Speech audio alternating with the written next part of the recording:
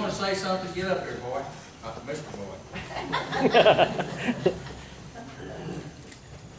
He's got an announcement he wants to make, and we probably need to hear it.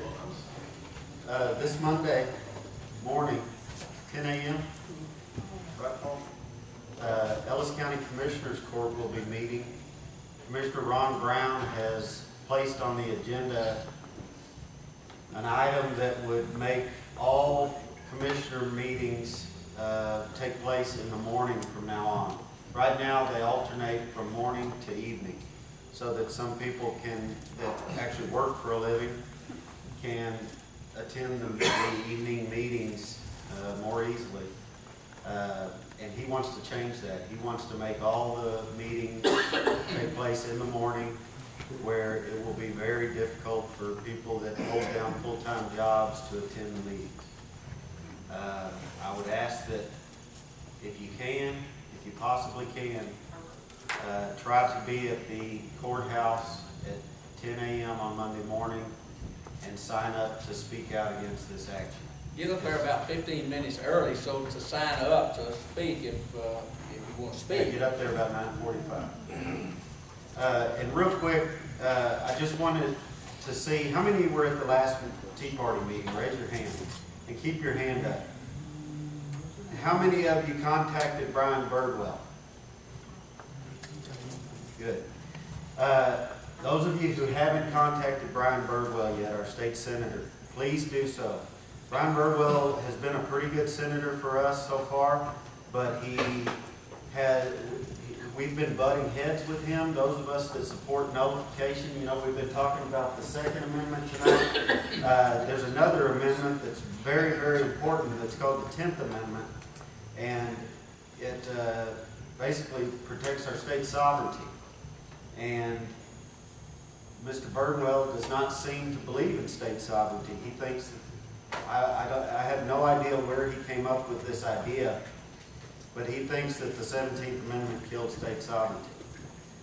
And so I would encourage every one of you to call his office or email him and tell him to please support nullification, kill these anti-constitutional federal laws that are coming out of Washington, D.C., and kill them at the Red River so that we don't have to put up with this tyranny in Texas.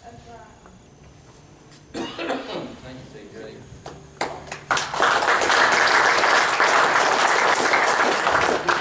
Of course, I think everybody here knows what the theory of nullification is.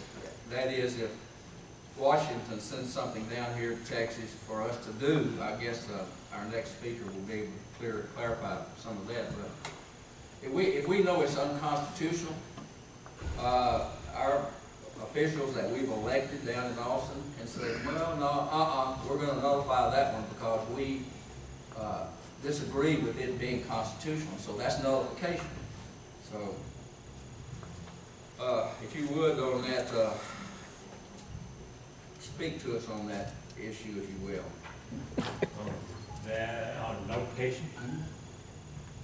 Yes. Come on up, Frank Kuchar. Y'all know Frank. I had my PowerPoint all ready to go, and somehow my memory stick won't cooperate with Harlan's computer. The bad thing about it is I got my sermon for tomorrow morning on that memory stick too. No, nullification is something which you'll recall, what was it? About 4 months ago, I guess it was, I did a 55-minute presentation here on nullification, so I won't go into all that, but yes, Thomas Jefferson wrote Kentucky Resolutions, as did James Madison, although Madison didn't go quite as strongly as Jefferson did, saying that nullification was legitimate. Also, the state of Massachusetts, at one point in time, there was a federal law passed, and their governor and legislature told them that they could go take a hike, and this was all within the span of the lifetime of the founders.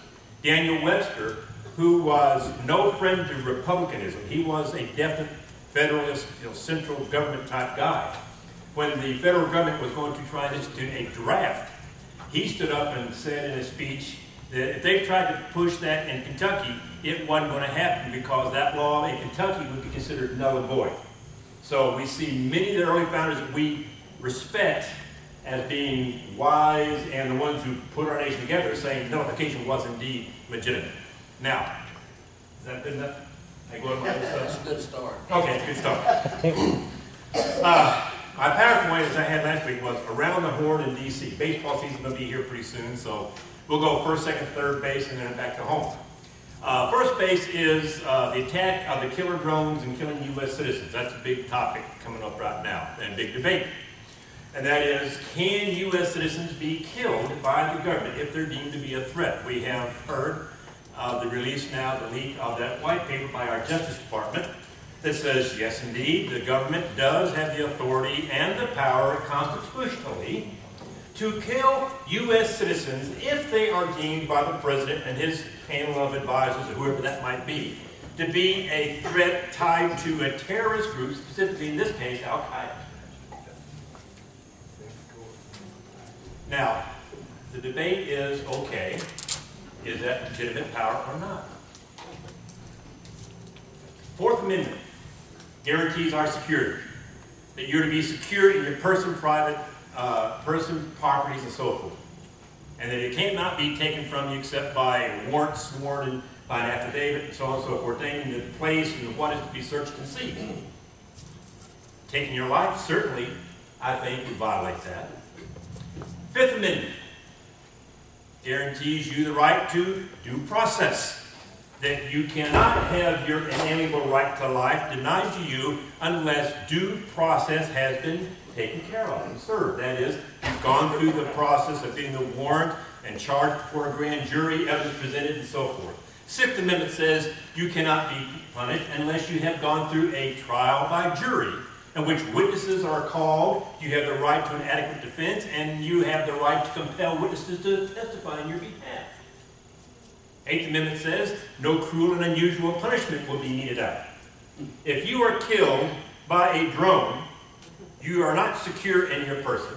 You have not had due process. You have certainly not had a trial by jury. And the question is that cruel and unusual punishment? Now, the debate is, and the arguments in favor of it are, well, when you take up arms against the government, you have forfeited your rights as a citizen. And they fall back on the case of Abraham Lincoln and the war of aggression against the South. Now, guess what part of the country I'm from?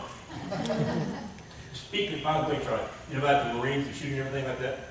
When my son was in the Marine Corps, they were out, they'd taken some people out to shoot some shotguns on a range. And there was some, he said, a little pint-sized gal that was there. Her job was to inventory the ammunition. And she had never shot before. Those of you that shoot shotguns, you're going to find this amusing. They tried to, she said, can I shoot? Because they had some shells left over. He said, yes. The sergeant that was there said yes. And he was the corporal, my son was. And so they told her, make sure you keep that stock back up against your shoulder when you pull that trigger. Well, Frank said he was sitting there watching her, and she had that stock about that far off of her shoulder. She pulled the trigger.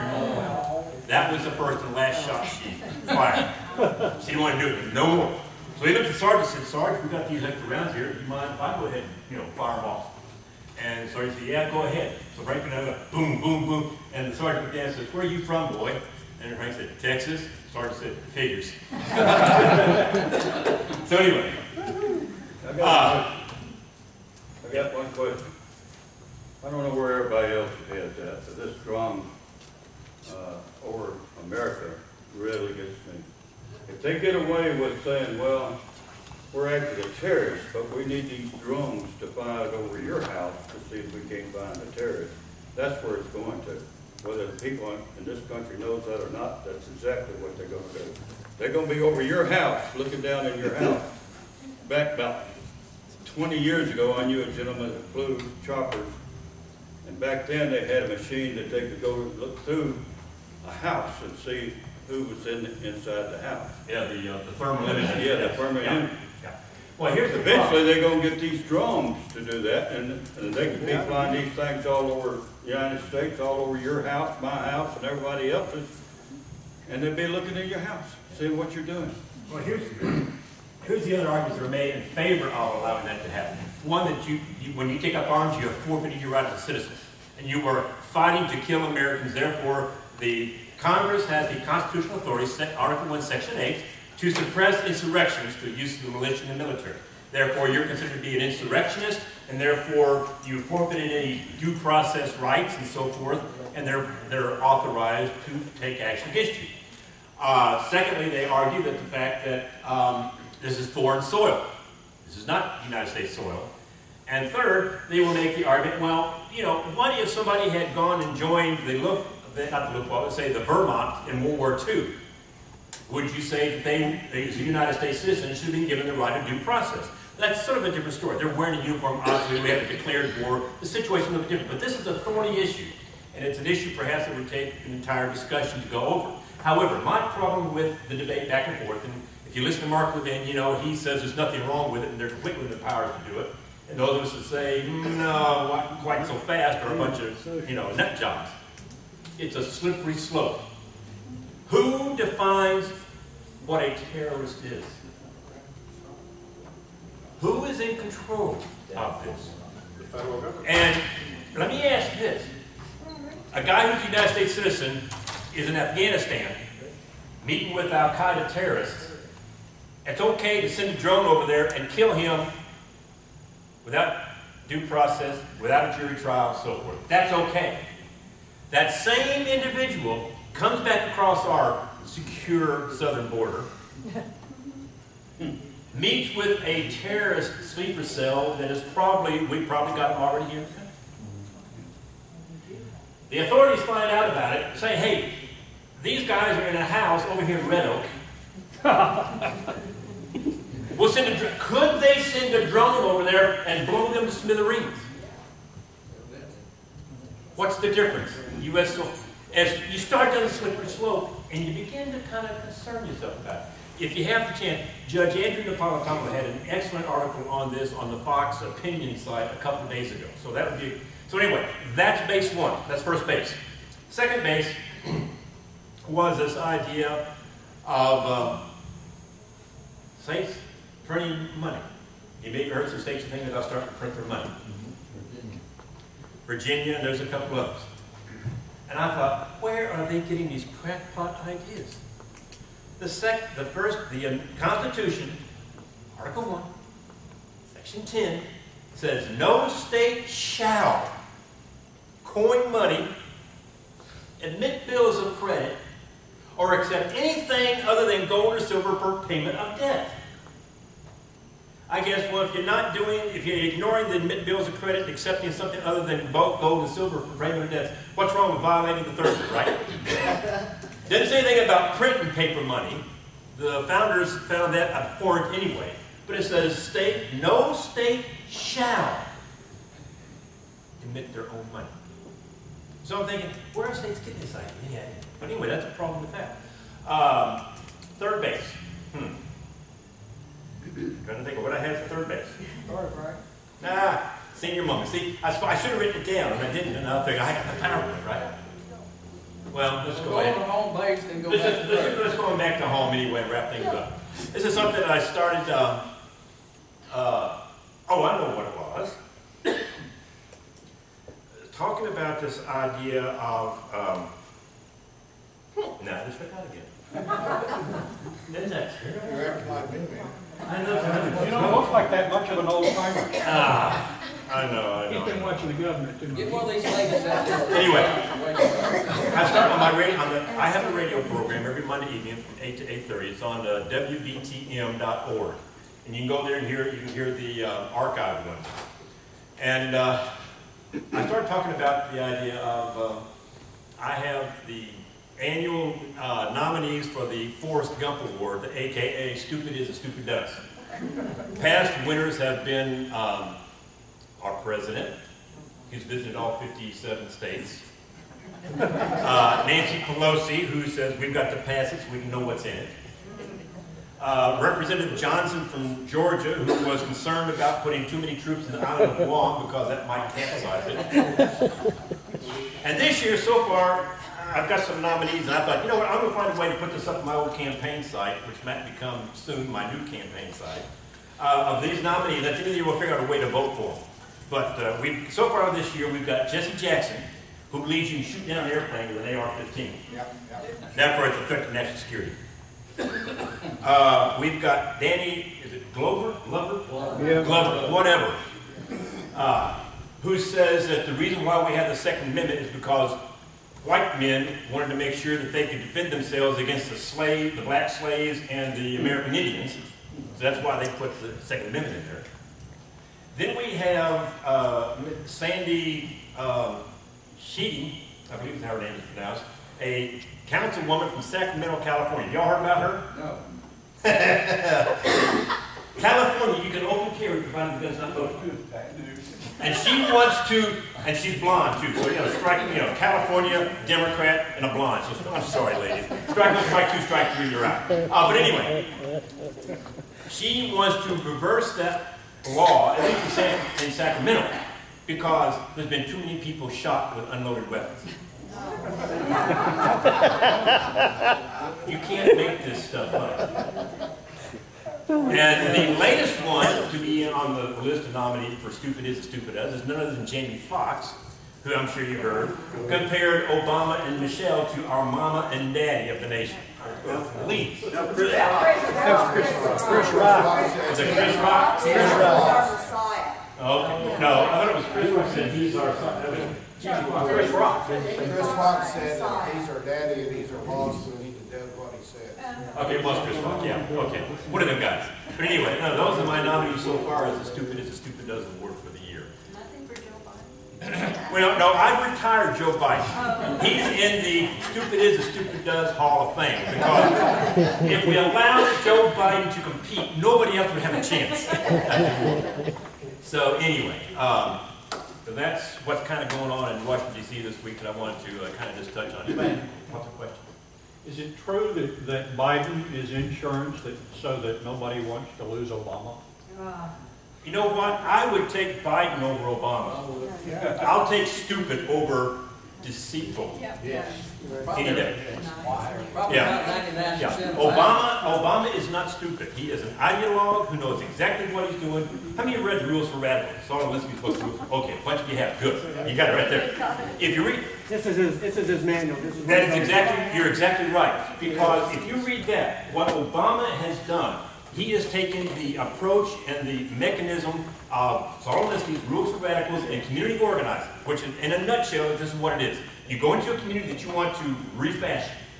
You pick some prominent person to make the boogeyman. You target him, you misrepresent him, whatever you have to do, and you tear him down.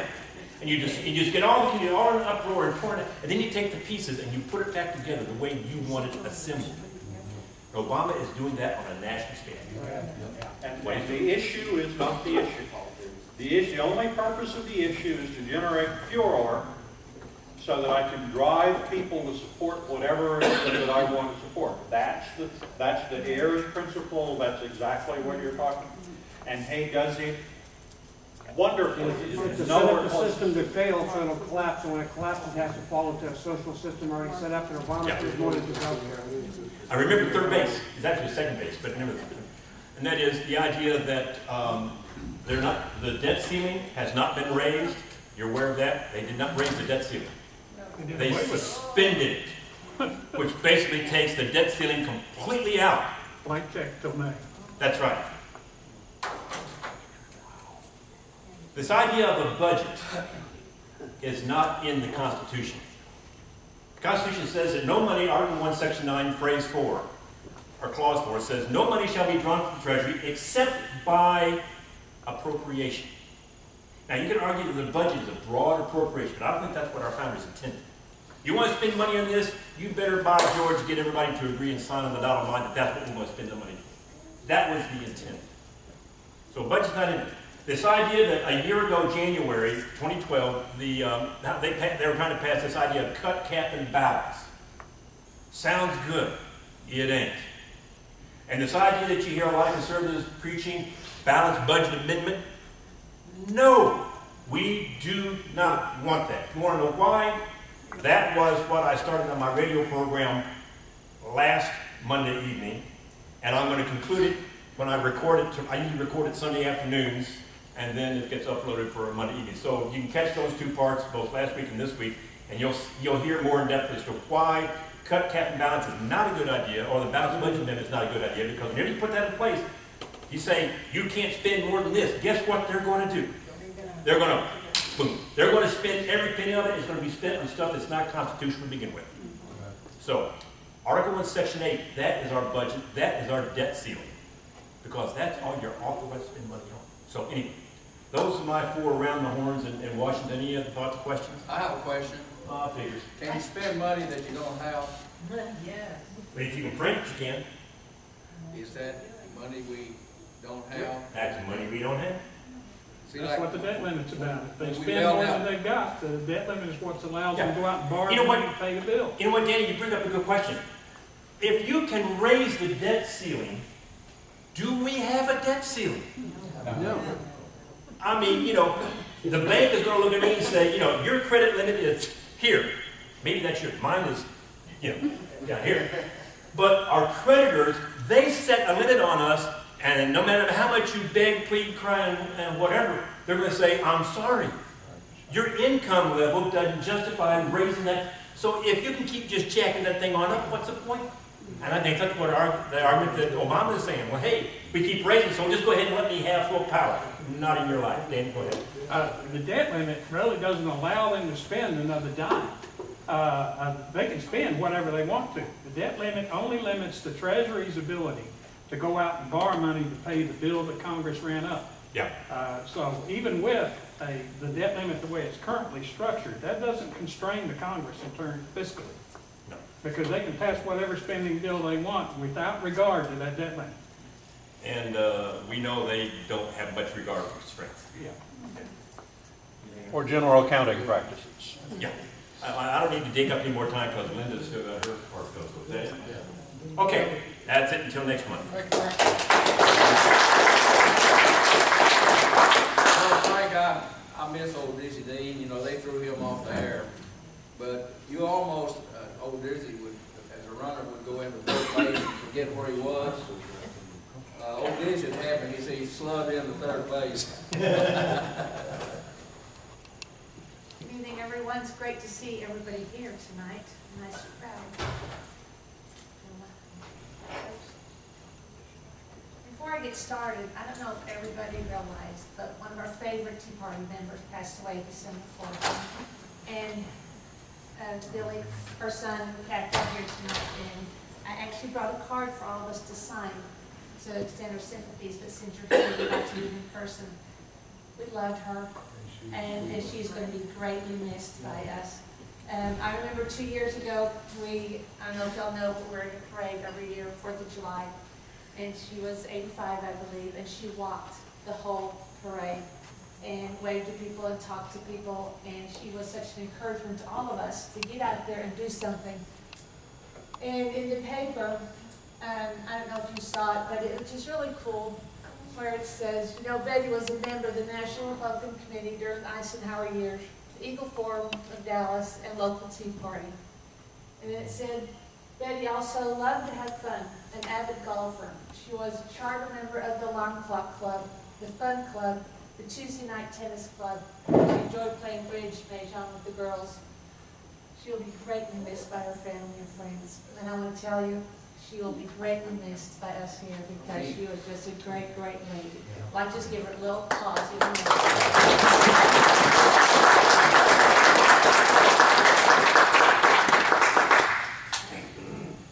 It's real easy to go to the next page. And back in January, the Tea Party leadership went to Temple to meet with Tea Party leaders from all over Texas. There were actually 10 different groups present there. We had the Clear Lake Tea Party from Houston, the Boiling Point Tea Party, Northeast Tarrant County Tea Party, the Constitutional Defenders of Texas, Women on the Wall, Ellis County Tea Party, Central Texas Tea Party, Grassroots America, Alano Tea Party, Texas Patriots, Tyler Texas Tea Parties, and Empowered Voices. We spent all day together at a